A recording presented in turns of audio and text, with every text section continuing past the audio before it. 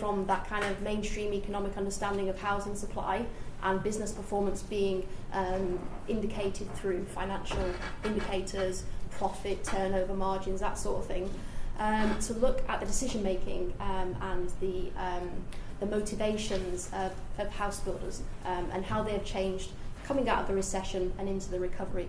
So I'm going to talk a little bit to a research report that I published recently summarising my research. I've got a few hard copies here if anyone finds themselves very interested in it after the discussion, but I'm happy to email you a copy as well.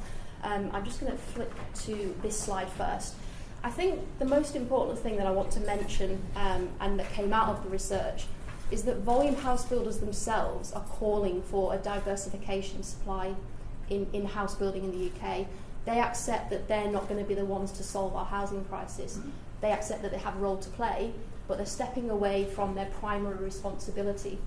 That stems from the government actually outsourcing house building to the market back in the 80s, which is something that we mustn't forget. But the developers, the super builders, the volume house builders that I've spoken to, and they are the CEOs and group directors, the key decision makers in these house builders, they are saying that we do need an alternative residential logic, which talks to the points made in this excellent book I would recommend you all read by David Madden and Peter Mark Hughes. They talk about an alternative residential logic, which is to shift away from the rhetoric that private house builders make money by building homes. They do.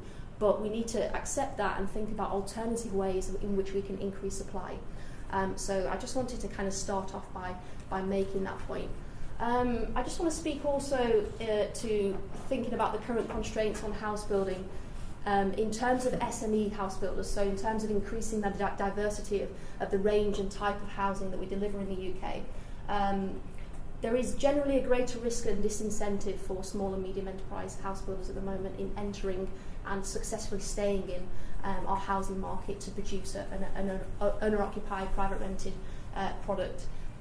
So the key constraints on house building at the moment are, of course, we've got planning delays, which house builders will always moan about planning delays because it is the place where time and money become risky. So that's a given, and I think it's a procedural issue.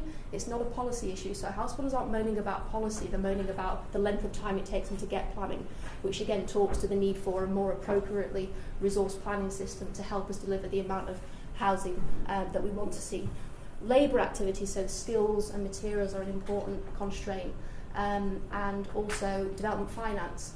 Volume house builders can deal more easily with these issues because they build at volume, they build at scale. Economies of scale are quite important, and that's the only time I'll talk to the economics literature. So they can mitigate this risk by spreading it across their businesses and a series of development opportunities that they have in their portfolio. However, these constraints are currently reinforcing the kind of the makeup of speculative housing provision at the moment. So we need to think about alternative logics, alternative ways of overcoming these constraints and not simply relying on our volume producers. So the key difference is, again, just talking a little bit about how volume house builders are able to succeed when it comes to supply rather than SME house builders. I think there is a space and a role for SME house builders to produce and increase the amount of new homes that will sit in parallel with the volume and super builders, and this is why the volume and super builders are pretty happy for this part of the industry to become more diverse and increase supply. They have different land requirements. Volume house builders, super house builders are not looking for the same types of land as the smaller and medium enterprises, and so there's no competition there. Of course, the land market being the most important place in the residential development process where house builders are able to secure their competitive position.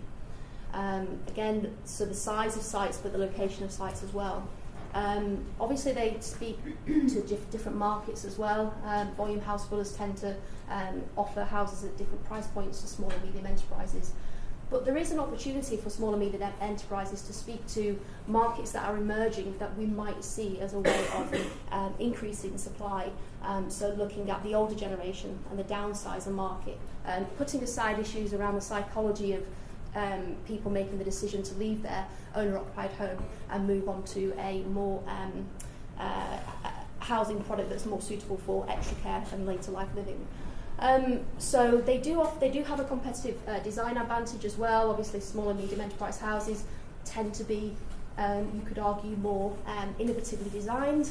They don't rely on standardised house types as the volume builders do.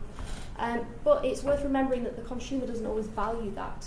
The consumer prefers a conservative design that they know they can resell, because it talks to the commodification of housing, housing as an asset, something that people want to sell and move through in terms of the progression of their lives. So we need to remember that. But again, there's these new spaces of demand. So older generations looking to downsize and possibly that more innovative market. House builders, of course, and again I make the point in the research report, are not interested in volume at the moment. That's not their main motivation for producing new homes. It's return on capital. And you can make decent return on capital not by building volume.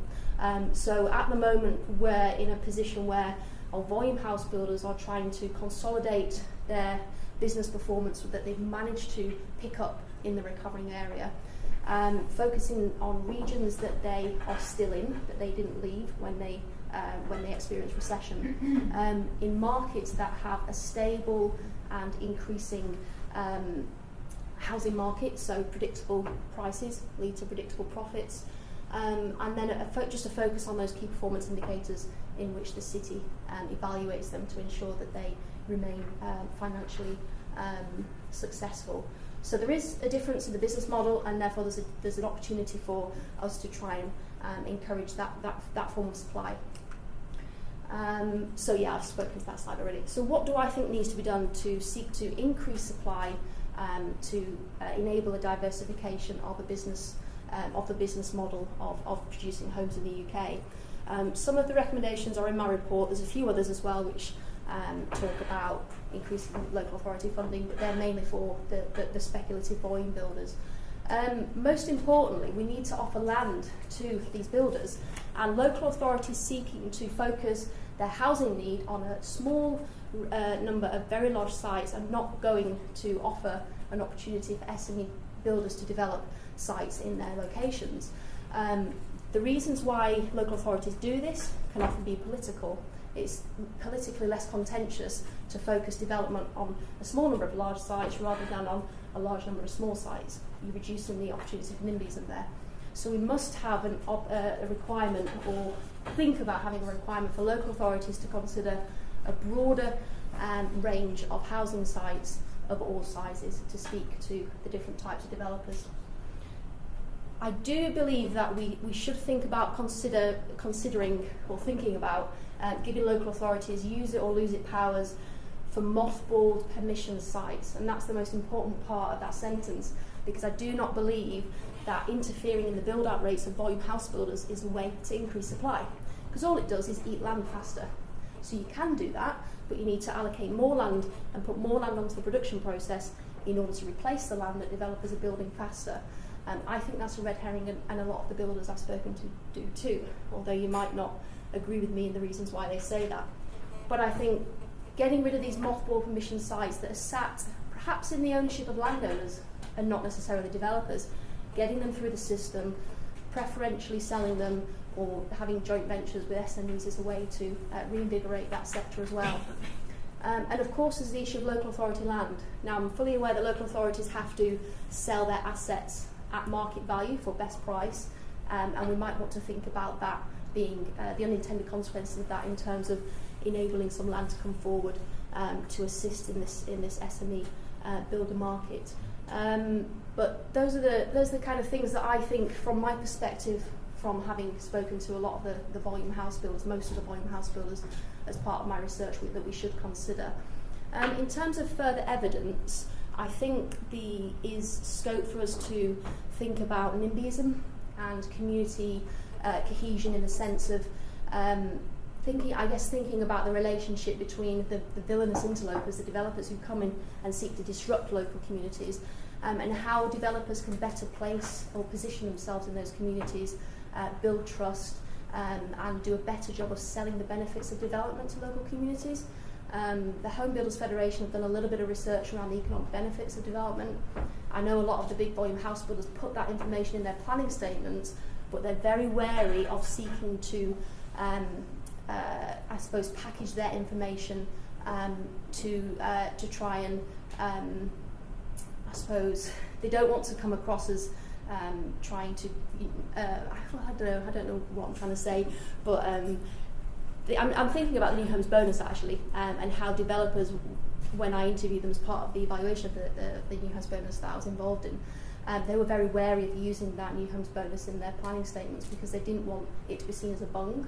They didn't want to be saying, we're building this, we're developing this site, and you're going to get X number of hundreds of £1,000s to develop it, to use for enhancing infrastructure or other provisions in your area. So there's that tension there, but I think we can do a lot more to rethink how we can sell the benefits of development, which might overcome some of the issues that we find in terms of NIMBYism and communities kind of rejecting development. And then I think obviously we need to think about the land market, landowners, because if you think about the NIMBYism agenda, it's all about the developer, and actually the landowner is an actor or a person involved in that, which we need to understand more about who owns this land and what their motivations are. So yeah, that's all I've got to say. I've been told to stop, but I think I've covered everything anyway.